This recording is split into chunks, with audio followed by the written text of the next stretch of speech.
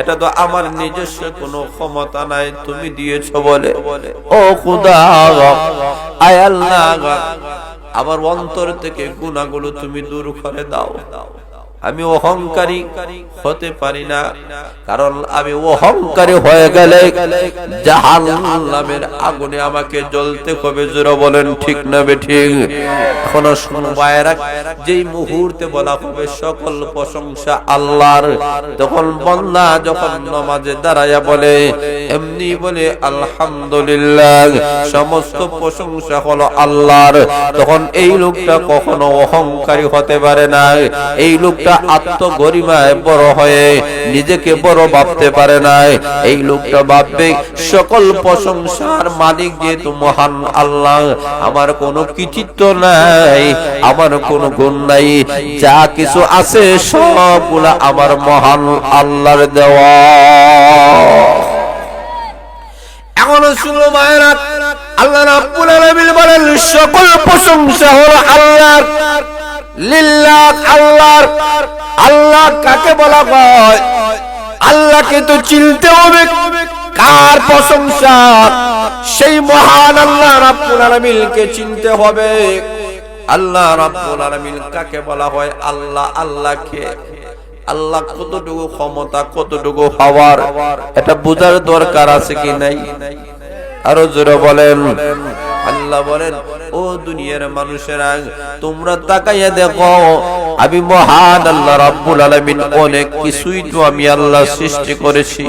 তাকাইয়া দেখো আমি আল্লাহর ক্ষমতা কেমন। এই তামাম পৃথিবীর উপরে একটা শূন্যস্থান আছে, শূন্যস্থানের উপরে পদার্থ নামক একটা আকাশ আছে। এই আকাশটাকে সৃষ্টি করেছেন কে? আরো জোরে বলেন। এর উপরে আরো 500 বছরের উপরে আমার মহান আল্লাহ রাব্বুল আলামিন আর একটা পদার্থ নামক আকাশ মহান আল্লাহ রাব্বুল আলামিন সৃষ্টি করেছেন। এটার উপরে আরেকটা আকাশ, এটার উপরে আরেকটা আকাশ, এইভাবে একটা দুইটা নয়, 7টা আকাশ মহান আল্লাহ সৃষ্টি করেছেন। 7টা আকাশের উপরে আল্লাহর আরশ, আল্লাহর কুরসি। জোরে বলেন ঠিক না বেঠিক? এর উপরে মহান আল্লাহ রাব্বুল আলামিন জান্নাত তৈরি করেছেন। জোরে বলেন সুবহানাল্লাহ। এখন শুনুন ভাইরা, আমাদের এই পৃথিবী থেকে উপর পর্যন্ত শুধু বিশাল আর বিশাল। আল্লাহর জান্নাত কত বড় জান্নাত লক্ষ্য করে দেখেন। এখন শুনুন ভাইরা, আল্লাহর নবী বিশ্বনবী রাহমাতুল আলামিন ঘোষণা করেছেন, আল্লাহর নবী বলেন, দুনিয়ার মানুষেরা, এই পৃথিবীতে যত মানুষ মহান আল্লাহ রাব্বুল আলামিন সৃষ্টি করেছেন, প্রত্যেকটা মানুষের জন্য জান্নাতের ভিতরে এক একটা জান্নাত আল্লাহ তৈরি করেছেন। আসতে বলেন সুবহানাল্লাহ। এখন শুনুন ভাইরা, এক একটা জান্নাত তৈরি করা হয়েছে। নিম্ন মানের একটা জান্নাতিকে কিয়ামতের দিন যখন আল্লাহ জান্নাত দিবেন, এই দুনিয়ার মতো 10টা দুনিয়ার মালিক আল্লাহ বানায়া দিবেন। একজন নিম্নমানের জান্নাত কিন্তু যদি 10টা, এই দুনিয়ার মতো 10টা দুনিয়ার মতো একটা জান্নাত যদি আল্লাহ দান করেন, আদম আলাইহিস সালাতু ওয়াস সালাম থেকে শুরু করে এই পর্যন্ত কিয়ামত পর্যন্ত কত নর নারীরা জান্নাতের ভিতরে যাবে। তাহলে আল্লাহর জান্নাত কত বিশাল, কত বড়, সেই জান্নাত যিনি সৃষ্টি করেছেন সেই আল্লাহ কত বড়। জোরে বলেন আল্লাহু আকবার। জোরে আল্লাহু আকবার।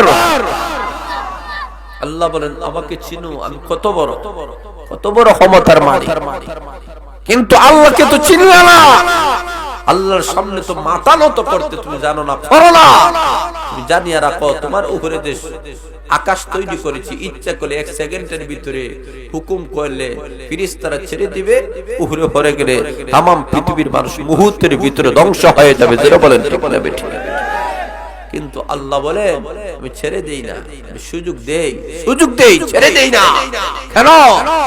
আমার বান্দারা সেজদা যদি দিতে পারে, শুকর ভারী বলে কাঁদতে পারে, কাঁদতে দেরি হবে, তার জিন্দির গুনাহ মাফ করতে একটা সেকেন্ডও দেরি হবে না।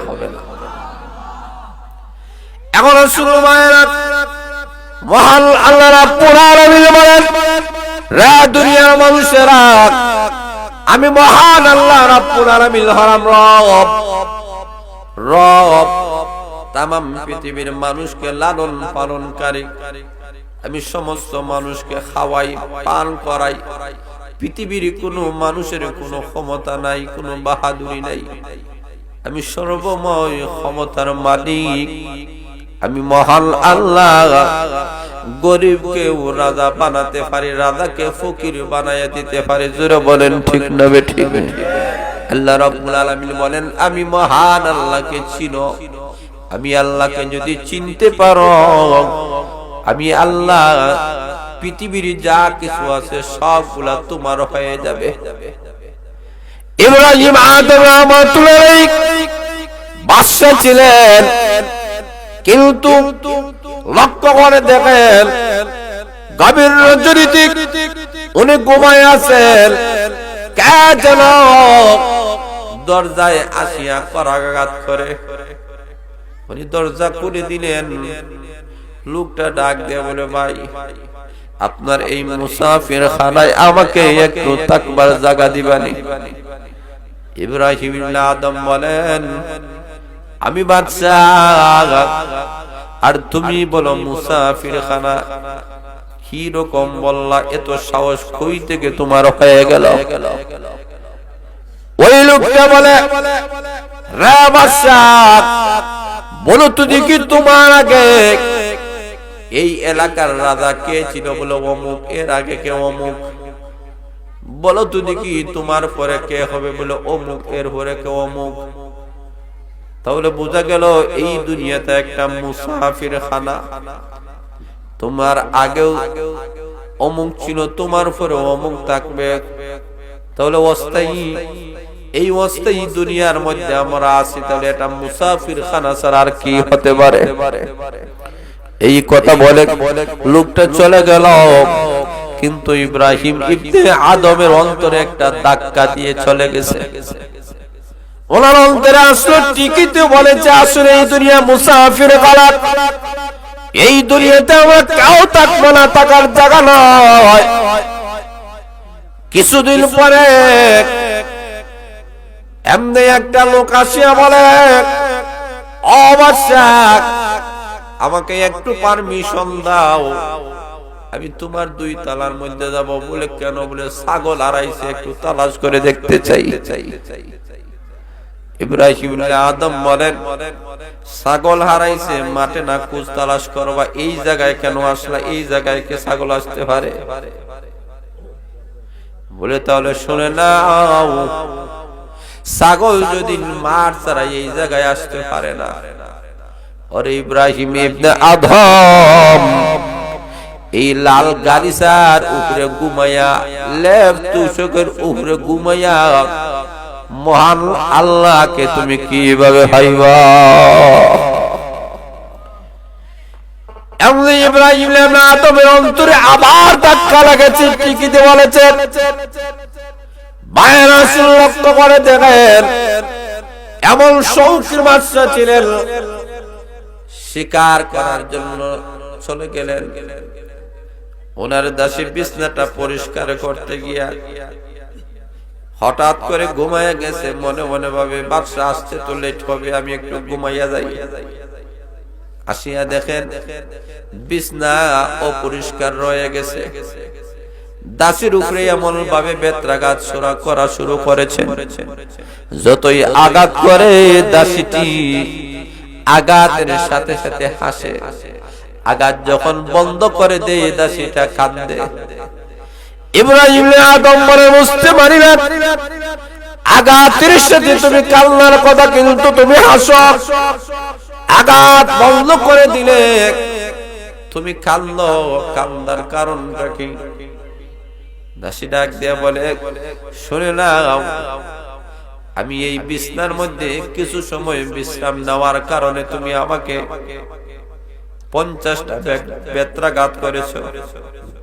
তুমি শুনে নাও, কিয়ামতের কঠিন ময়দানে এই যে আরাম এবং আয়েশ করতেছ, তোমাকে যে কতটা ব্যাঘাত করা হবে, তোমার দুঃখে তোমার বিরহে আমি চোখের পানি ফালাইয়া কান্দি। আমার হাসার কারণ হলো কিয়ামতের দিন মুসিবতের সময় জাহান্নামের ফেরেশতারা আমাকে শাস্তি না দিয়ে তুমি যে আমাকে দুনিয়াতে দিতেছো, এই কারণে আমি হাসি, কারণ আমার শাস্তিটা দুনিয়ায় হয়ে যাইতেছে।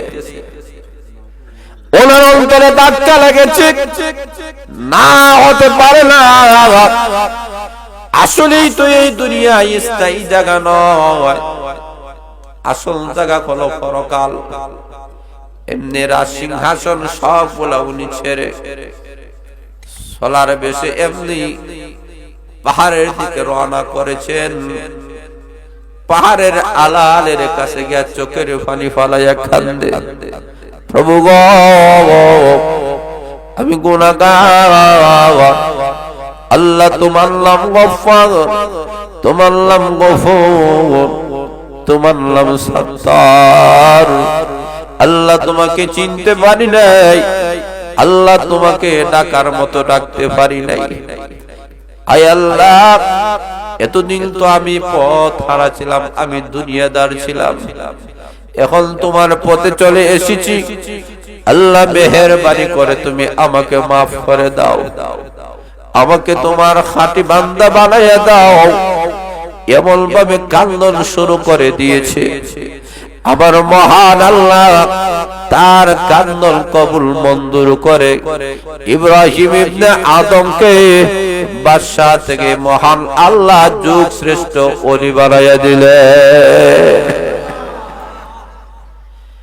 জনগণের আসছে বলেন, রাজ ইব্রাহিম আপনি বাদশাহী ছাড়ার কারণে দেশের অবস্থা তেমন ভালো নয়, আসেন আপনি আবার বাদশাহিয়ত পরিচালনা আপনি করবেন। ইব্রাহিম ইবনে আদম বলেন, শুনে নাও, এই বাদশাহিয়ত ছাড়ার কারণে আমার মহান আল্লাহ আমাকে এমন ক্ষমতা দিয়েছেন। এতদিন তো মানুষের উপরে আমার ক্ষমতা ছিল, এখন মানুষের উপরে নয়, গোটা সৃষ্টি জগতের উপরে আমার ক্ষমতা এখন চলে। তোমরা লক্ষ্য করে দেখো, নিজের হাত থেকে একটি সুই নদীর মধ্যে নিক্ষেপ করেছেন, নদীর মাছগুলোকে ডাক দিয়ে বলেন, সুইটা এনে দাও। এমনি সাগরের তলদেশ থেকে অসংখ্য অগণিত মাছগুলা সোনার সুই মুখের মধ্যে নিয়ে উপস্থিত হয়ে গেছে। আল্লাহর ওলি বলেন, সোনার সুই নয়, আমি যেই সুইটা নিক্ষেপ করেছি ওই সুইটা আমার কাছে ফিরাইয়া দাও। একটা মাছ নিচ থেকে সুইটা মুখে নিয়ে উনার দরবারে হাজির হয়ে গেছে। ডাক দিয়ে বলে, আবার দেরি হয়ে গেছে, আমাকে মাফ করে দেন। আপনি কখনো আমার বিরুদ্ধে আল্লাহর দরবারে বদ্ধ করবেন না, আমি মাছ দুনিয়াতে থাকবো না, আমি ধ্বংস হয়ে যাব।